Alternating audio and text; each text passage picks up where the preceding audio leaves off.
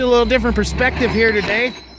This is my house that you were looking at from below, down there. So this is the finished product here.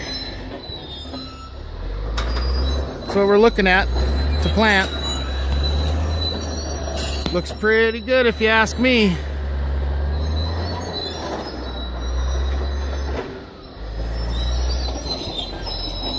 I saved my mac nut tree over there, my bananas.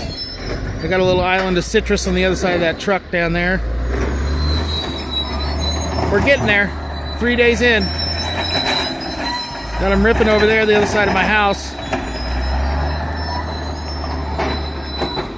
That's where we're at today. Got some finished product.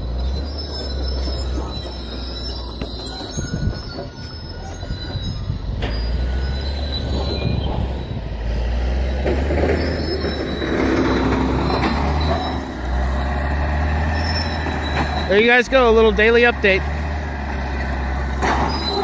Aloha.